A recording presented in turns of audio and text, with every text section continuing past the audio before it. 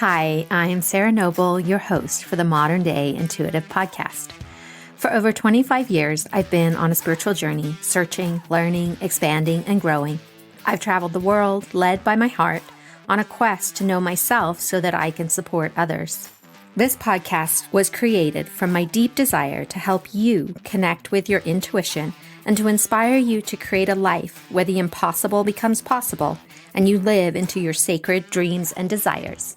Thanks for being here and enjoy the show. Hello, my loves. It's so good to be here with you today. Thanks for tuning in. And as always, just so much love for you on this journey and your spiritual awakening, the deepening of your intuition. I'm truly celebrating you and all the amazingness that you are. And in my endeavor to support you and bring things into your life and into your world that can enhance your learning, I've created a free mini masterclass called Developing Your Primal Intuitive Power.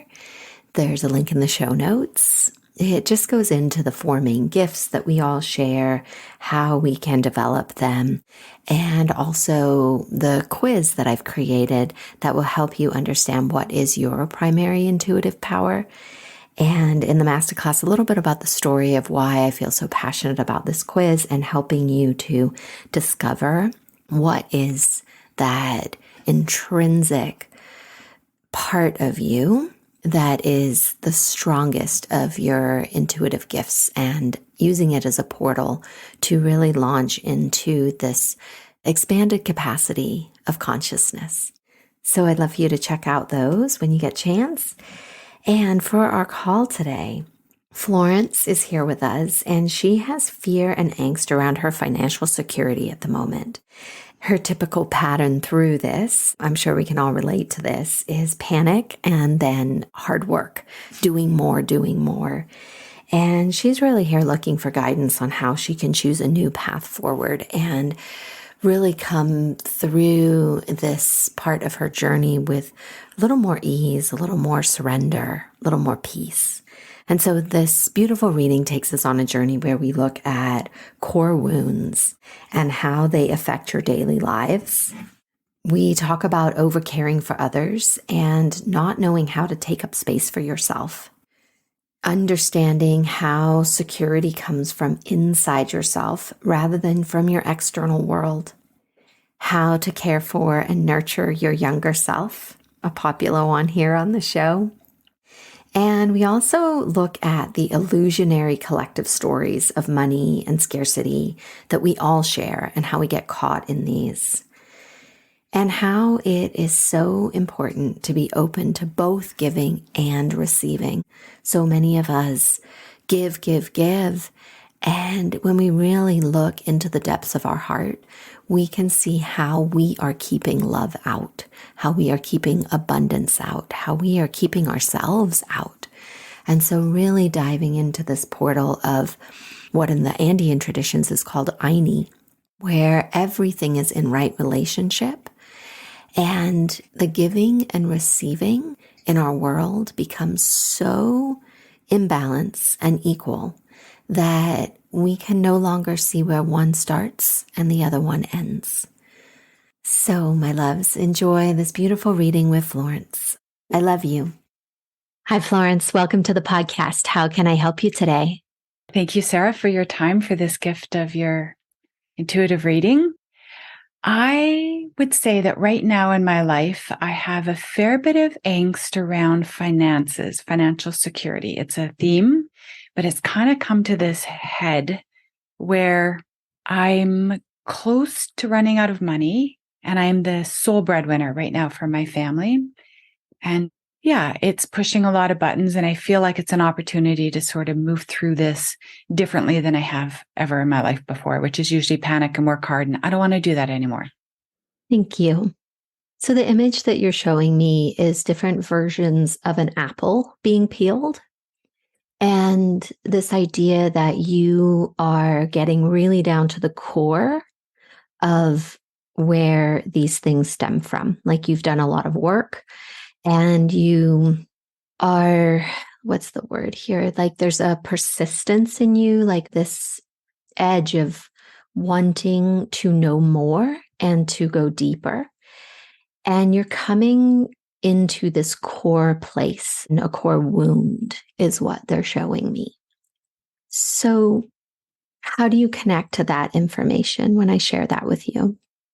Deeply. I genuinely believe it's a wound. I experience it as a wound. Absolutely. And I'd say it's even multi-generational. Yeah. And I feel a clenching in your root chakra as we're talking. So, that food, safety, shelter chakra. Are you familiar with the chakra system? Just enough to know that my wounding is in the first chakra. Yes, I do know that. Okay. So, what that can be, right, is those first 7 years of our life and what we see and what we experience, how we live our life during those years. So, if you spend those years in scarcity and not feeling safe and provided for, that is going to play out in your adult life.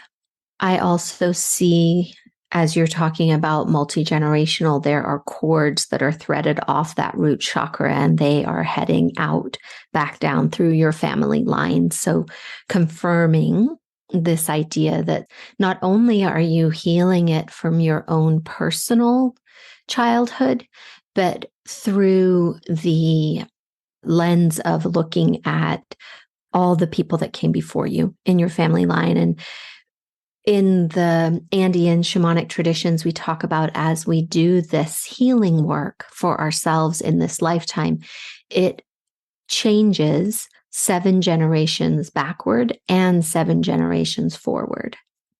So there's this real ability for us to clear a lot, not just for ourselves, but for all of our loved ones. So, what are you currently doing, like with this wound? What do you know about it? I know it by its symptoms. I know that I could see decades and decades, if not like always. I don't even think of a time where I didn't have a pattern around under earning and feeling deeply anxious around financial security, feeling financially insecure. And the insecurity isn't just that, oh, I won't have enough money to go get a new pair of shoes. It actually feels more primal, like I'm not going to survive. And that it's all up to me to survive, that I'm not carried or cared for or supported by, my parents were in a difficult marriage, very warm, good people, thank God, but in a difficult marriage. And they came out of, my father in particular came out of the war. He lived on the border of Germany through the wars. There was trauma. And I could feel it as a child really quickly that I was not a priority, that there was fighting, there was yelling, there was tension around money. It was not a great early environment for me. And I just absorbed this feeling of, if I'm going to survive, I'm going to have to fix these people. I would very consciously try and make them happy or live really small and not need anything. Like I have very clear memories of not wanting to spend their money, pretending when they went through the drive-through like I wasn't hungry, and then just mooching off my siblings. Like Sheila didn't like her pickles. I could count on those. I knew I could mooch some fries off my mom or some milkshake from my sister Bridget. And it was this sense of like, I just don't want to be a burden to them, that my job was to give and to soothe and to be there for other people and to go, I'm okay. I'm okay. Yeah, when really you weren't. No, Yeah. no, I was terrified. I felt abandoned. Mm. So, this really big responsibility, feeling of needing to take care of others, right? Like they are getting to have, but then you are not in support of them. In a warped way, that is true. That's how I experienced it. Although, obviously, as an adult, I can see that there was a roof over my head, there was food on the table. I survived. I'm alive, right? Like, but as a kid, it felt that way. Yeah. And what happens, right, is that we grow up and we can rationalize what happened.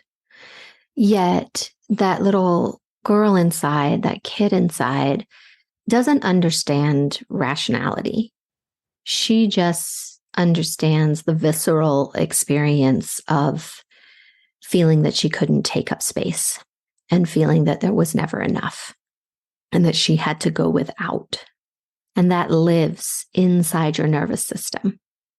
And then when you come up against the situation that you're at, rational you can say, okay, I'll be okay. And it'll work out. It always has. I'm a hard worker. I can get another job. You've got all these rational responses, but they don't work because that little girl inside, she's like, rational doesn't mean anything to me. I might die. Like, this is my real existence. And then she is the one that is being activated in your current day. What work have you done around being with her, soothing her, helping her understand the difference of your life today? A number of things. I would say that 3 or 4 of the core things that I do to sort of regulate my nervous system, to keep myself resourced and connected, is I walk in nature almost every day. Rare exceptions aside, I'd say nature's number 1. 2, I work very closely with how I nourish my body. I stay hydrated. I eat whole foods. I eat on a schedule. There's rhythms and high quality self-care there.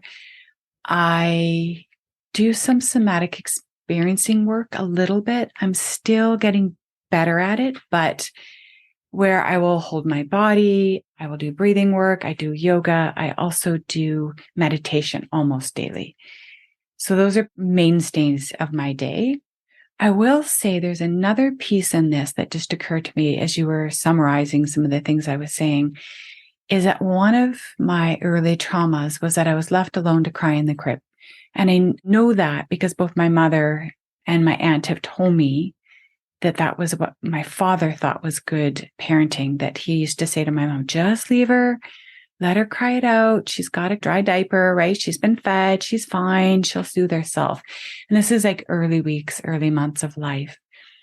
And that feeling is how I feel when I feel financially insecure. Like I'm going to cry out and no one's going to come. No one's going to come. No one's coming.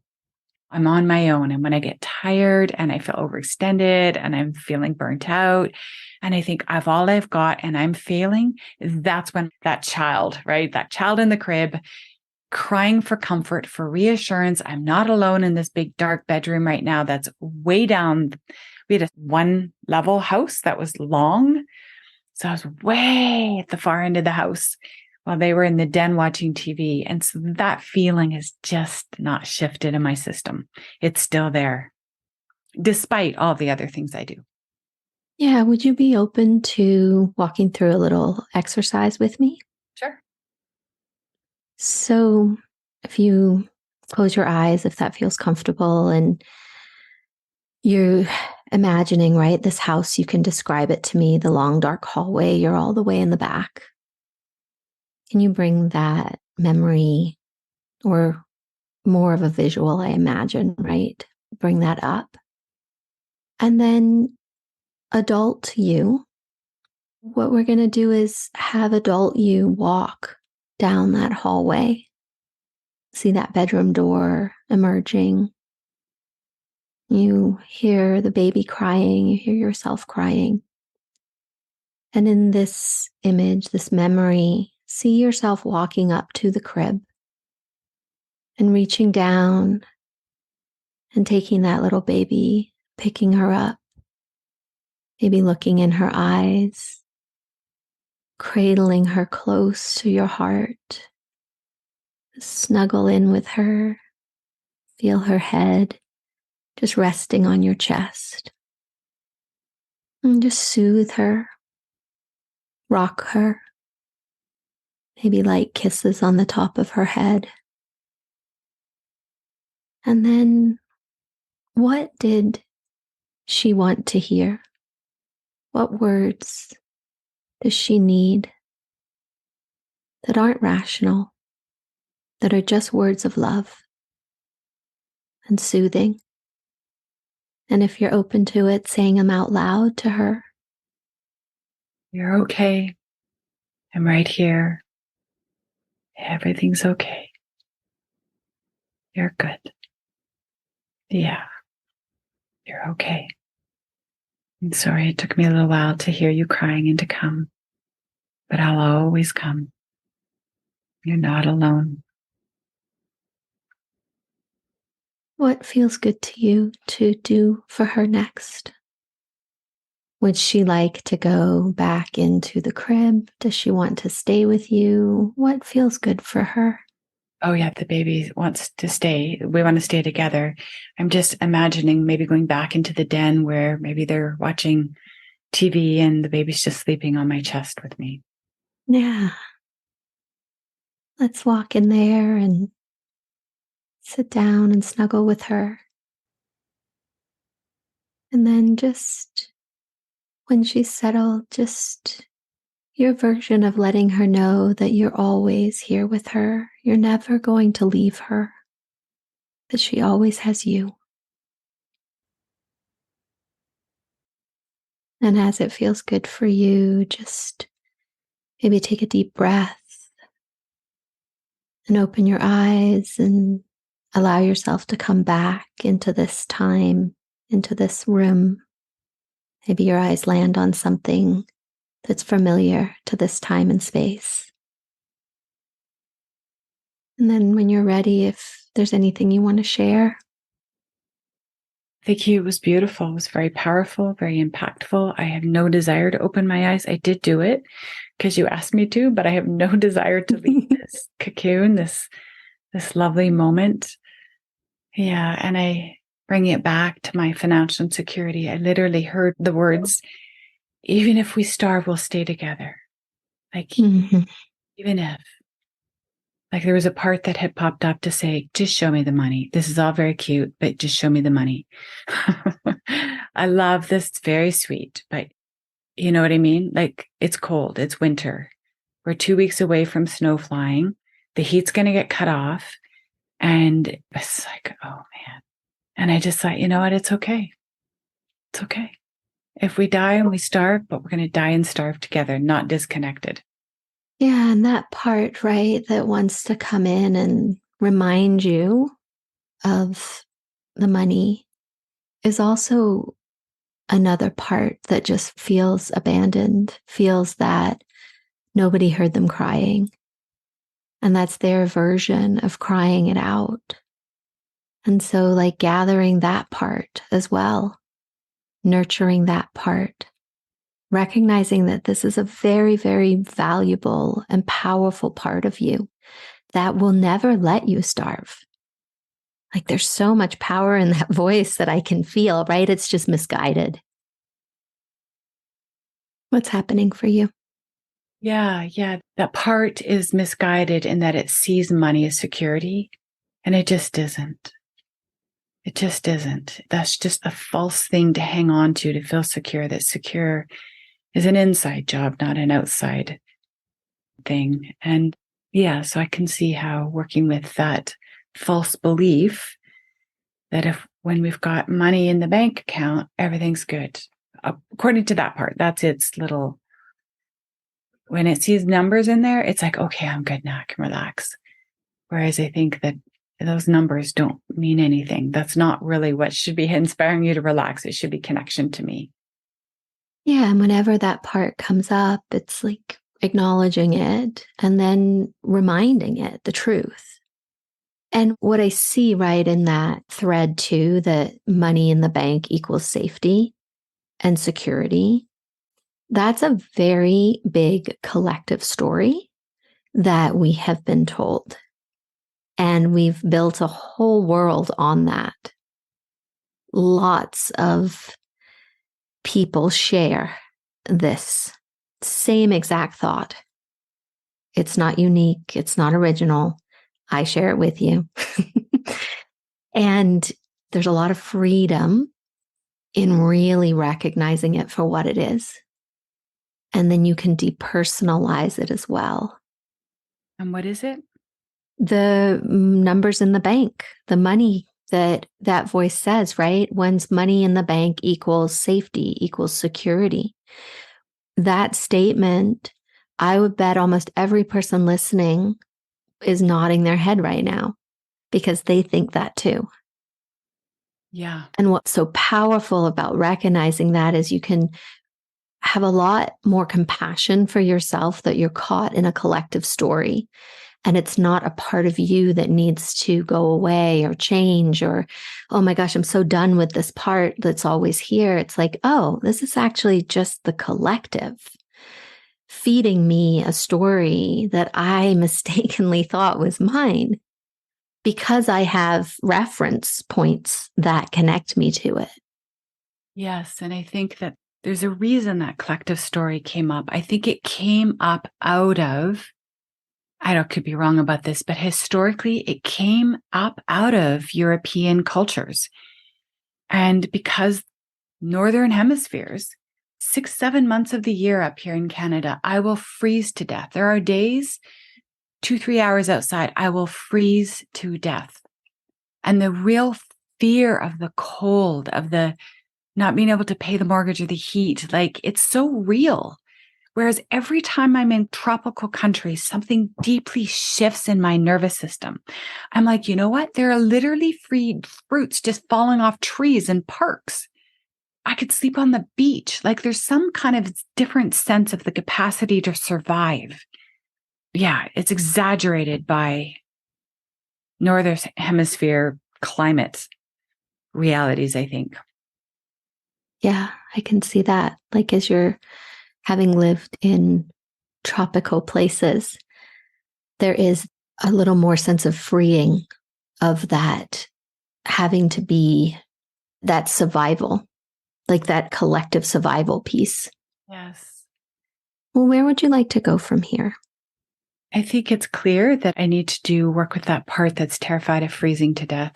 Like, and the pressure in our culture to make, the cost of housing and living and food, even like that is such a pressure that causes such a grind in the way we approach work.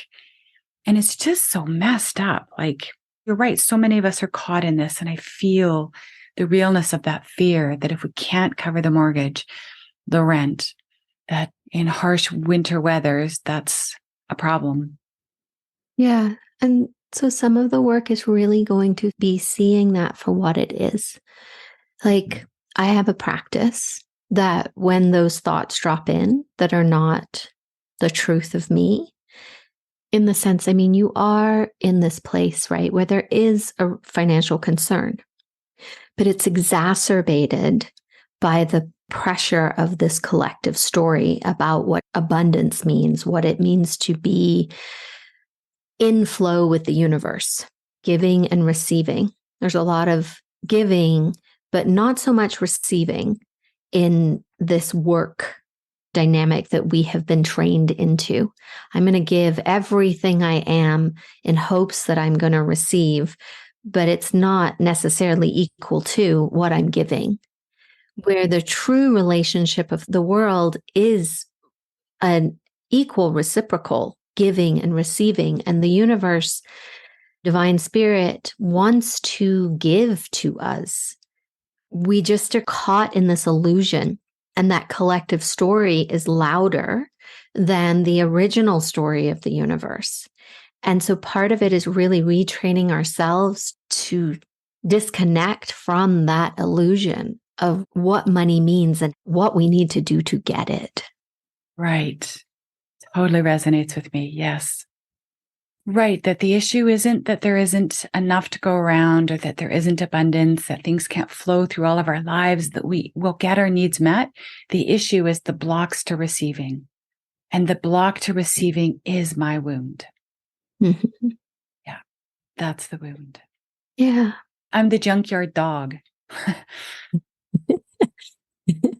Here, have some meat. I brought you some food. And it's like snapping and growling and snarling at somebody who's trying to help. Yeah. And it's just bringing all those parts back to the truth, back to the remembering, right? That you are supported, that you are loved, that you are safe. And maybe even, what I'm seeing is like when these thoughts come up, is just rewrite the pattern by seeing yourself cradling that baby. Because a lot of this work is repatterning, right? Rewiring the brain. And right now you have a thought drop in, and then there's this visceral sensation in your body, and then there's more thoughts that follow it. And in order to break that pattern, it's stopping the thoughts, connecting in with the feeling, and taking that baby and using that as a way to rewire. Oh, look, like, and smell that baby and really breathe in the essence of you, this truth of you, right? That was born whole, complete, deserving, unconditioned, unstoried. She is the truth of how you came into this world. And so allowing yourself to rewire with this truth and with her image and the nurturing of her. Mm-hmm. That in the flow of energy and comfort and reassurance to the baby in my arms, the visceral experience of like literally cupping a little baby's head in my hand. I mean, I can feel it. It's almost like the weight of the head. And I can see I was born with shocking amounts of black hair. And, just seeing that, and that in the giving to that baby, there's somehow this sense of imagining that too, that someone's doing that for me. It's the universe, source, whatever is doing that for me.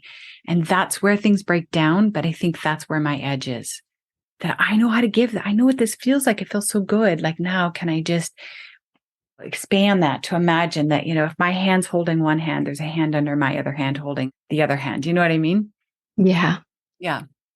Well, what are you taking away from our call today? Just a reminder that the somatic type work, this like the visual, the emotional, that tapping into the body and like really doing this at the level of the body, feeling, experiencing what I'm visualizing. It's just it shifts my nervous system out of this place of lack and scarcity and fear that's very pinched, very restricted, not a very receptive place to be receiving. It's very low vibrational too. Like if my work is to stay on the vibration of what I want. And I can't stay on the vibration of what I want when I'm in that place. And this opens me back up again to this feels so good. It feels so good to give this to this baby I'm imagining. And can I imagine, it's a little bit of a block, but can I imagine that the universe would feel that way giving to me? And can I receive it? That's my edge right there. Just imagine being the baby and the one giving to the baby. Yes. Yeah, right there. What they're saying is you get to be both. Like, play with that, because that will really make the edge confused. Well, does this feel like an okay place to land today? It does. Beautiful. Thank you. Thank you. Thank you for being here today and making your personal and spiritual growth a priority in your life.